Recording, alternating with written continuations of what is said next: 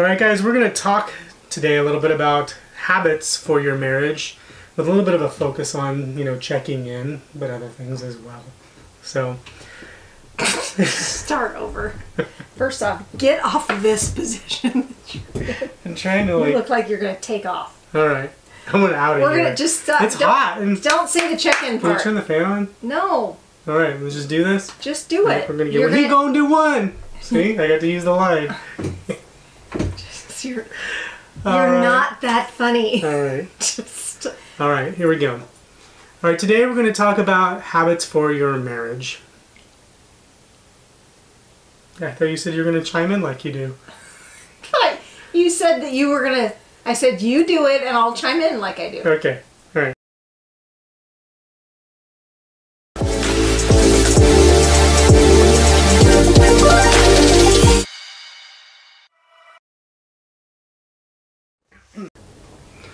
Hey there, friends. Today we're going to talk about our four favorite marriage habits that we do today that we actually used to do when we were rekindling and reconnecting our relationship, that we still do today, that continuously moves us forward. Right, and when we find that we have stopped doing any one of these four, our relationship starts to feel like it's going in the wrong direction because you're either going up or you're going down. Yeah, we'll be like, time out, we're not doing this. Yeah, right. Or hey, we feel off. What is it that we're not doing consistently that we know we're supposed to do? Right. So, marriage habit number 1, daily intentional time.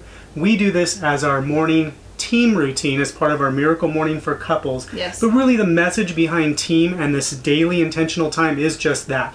Making sure that the two of you spend 5 to 15 minutes every day with whatever it is, whatever time you guys can create together to do these things, And we really recommend the team idea of touch, education, appreciation, and meeting. But really, it's just about creating the daily habit of connecting for just a few minutes to talk about fully stuff. Present, no distractions. No phones. Right, definitely no phones. Yeah. I'm like, do you have your phone right now? This is going to be No. No. So yeah, intentional time, 15 minutes a day. And I recently saw this thing that somebody posted on social media where it was like, this is how many minutes we have in a week, this is how many minutes we have in a month, and how much time are you giving whatever the thing was that they were, saying that you should do. And I feel the same way about our relationship, right? You have 24 hours in a day. Can you give a quarter of one of those hours? Right, especially if our marriage is a priority, then how does that reflect it in your calendar, right? Yeah, right. Say that about everything. So, marriage habit number 2 is weekly date nights. And so, in the past, and this has evolved over time for us as well. Yeah. In the past, we always got the babysitter every Thursday night, and we always made sure we were going out, and we don't go out as much anymore, but we always make sure that we have this sort of weekly, I don't call it relax, but it's just definitely more of a time to really spend without the kids, just leaning into each other. And I think this should be the thread through all of this, is it's fully present. Yeah. We're present with each other, we're present with our relationship.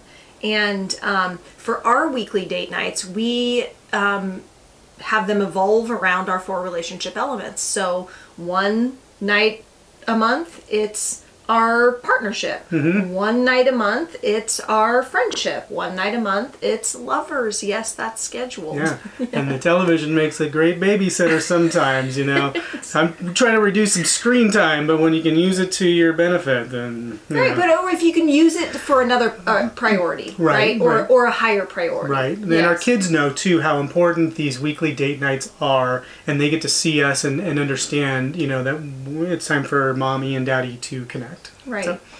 So, relationship or marriage habit number 3 is the Sunday check-in. I love the Sunday check-in. The Sunday check-in was something that I wanted for our relationship for a really long time. I've always been a planner. I was, I'm a little OCD about it all. And for a long time, you were resistant to the weekly check-in.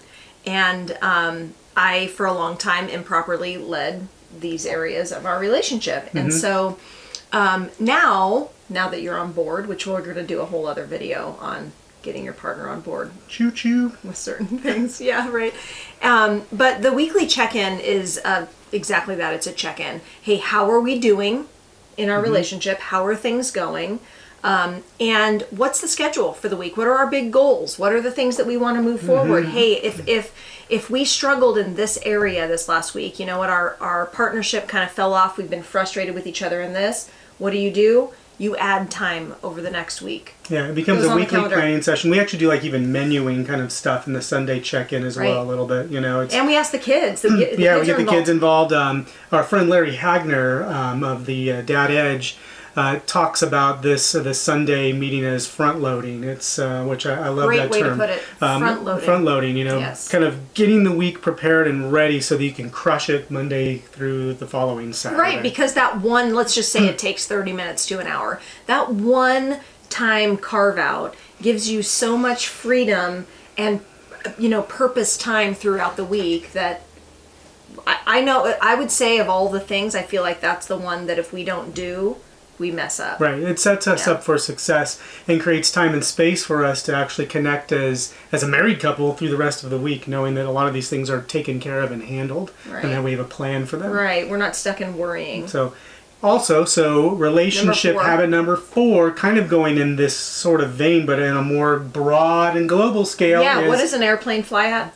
40,000 feet. So the 40,000... or 30, depending on where you are in the world, I guess. But the really airplane view. Yeah, the airplane view is a quick monthly. Same thing. It could be an hour. So monthly planning is our 4th one. Hey, you know what? What goals do we want to move forward this month? What experiences do we want to have this month? What do we want to move forward with the kids? What do we want to move forward in our relationship, our business, our finances? What vacations do we even want to take? Yeah, things like that. Yeah. So monthly planning is really important, especially if you do, as a couple, on which we believe you should, and as a family have long-term goals. It gives you an opportunity to pivot. It gives you an opportunity to say, wait a second, I'm not sure we're exactly on the right path to achieve that. Maybe there's some little tweaks we need to do in this next month in order to get there. So it's sort of we're doing this and it doesn't feel good. Right. Like this isn't working. Like we wanted to try this. That's not working. We still have this goal. What would feel right, or what would help us to get to that goal and not be so uncomfortable and totally dragging the kids. Drag them around. How do we empower them better? Right. Yeah. Exactly. So it's that monthly check-in that gives you that bigger view, similar to the weekly check-in. Yeah. But these are 4 crucial things that we do, and from experience now doing these things for many years, we can tell you that it makes or breaks our relationship and our family environment if we're doing them or when we're not. Yep.